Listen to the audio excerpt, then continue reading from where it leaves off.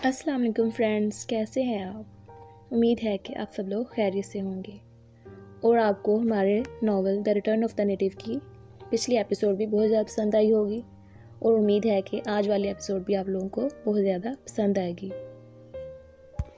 आप लोगों को ये नावल कैसा लग रहा है कमेंट्स करके अपनी राय का इजहार ज़रूर कीजिएगा। तो फिर बगैर वक्त ज़ाया किए हम अपनी एपिसोड नंबर 4 की तरफ चलते हैं।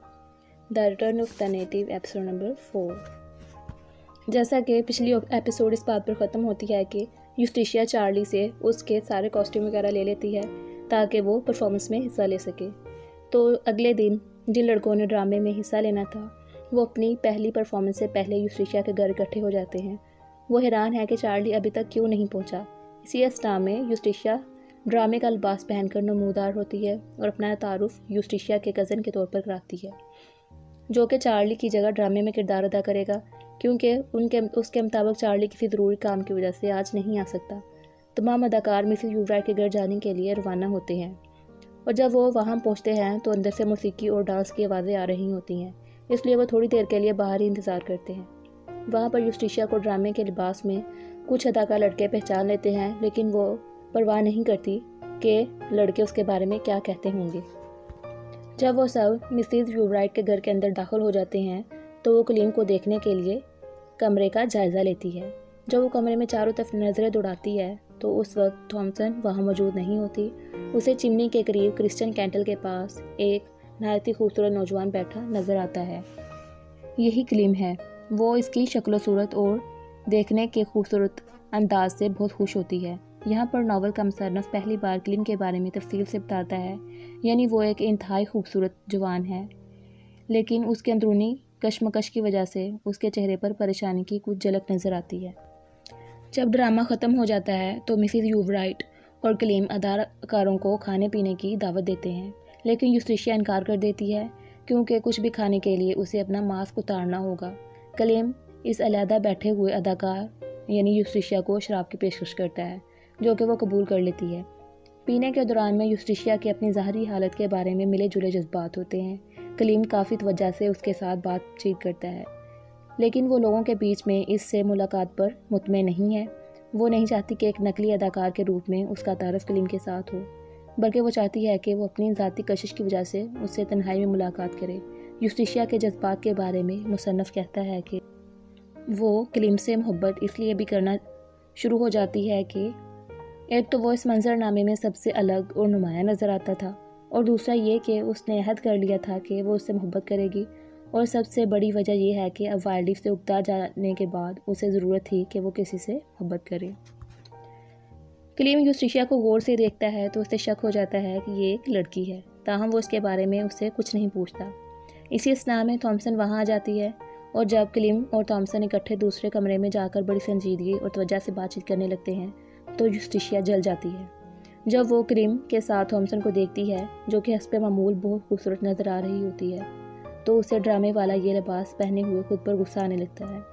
जब कलीम दोबारा कमरे में वापस आता है तो एक मरतबा फिर यूस्टिशिया को गौर से देखता है, लेकिन इस बार उसके देखने का अंदाज ज़रा तीखा, तजस्सुस भरा और चाहत भरा होता है।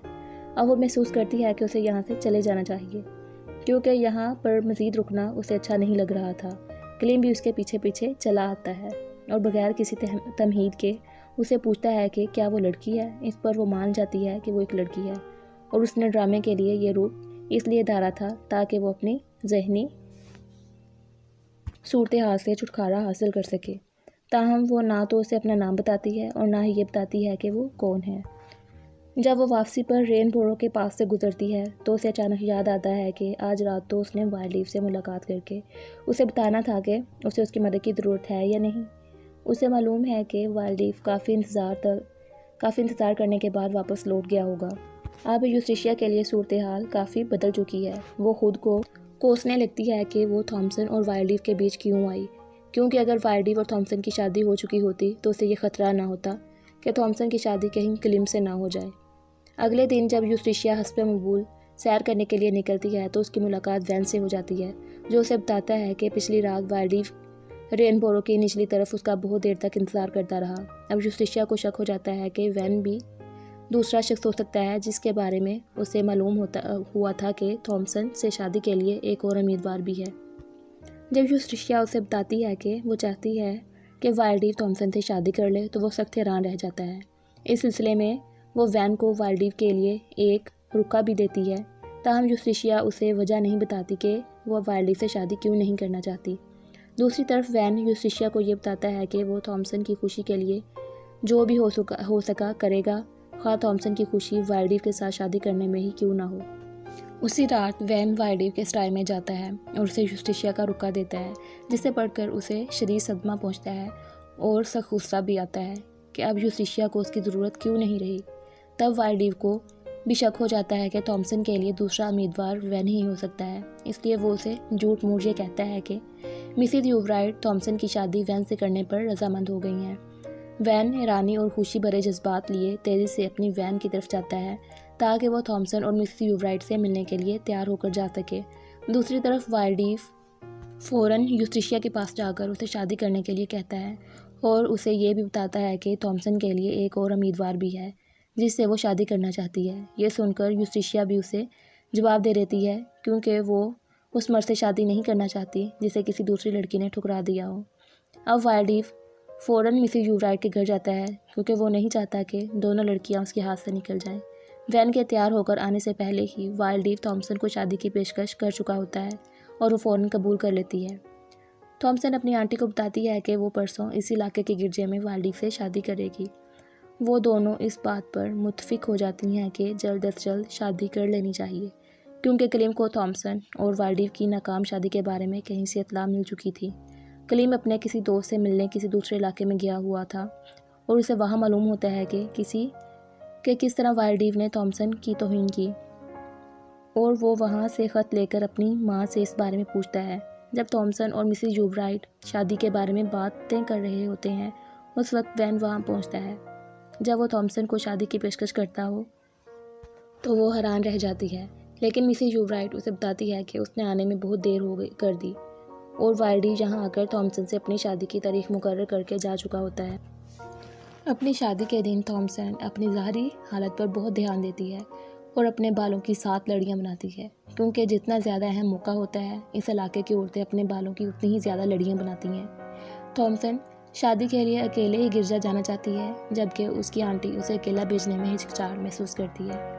वो अपनी भांजी से बिछड़ने पर रोने लगती है। ताहम जब थॉमसन अपनी आंटी को इशारा करके बताती है कि कुछ फासले पर कलीम घर की तरफ आ रहा है तो उसका ध्यान उधर हो जाता है। कलीम परेशान है कि ना तो थॉमसन ने और ना ही उसकी माँ ने उसे थॉमसन और वाइल्डीव के तल्लुक के बारे में कुछ बताया।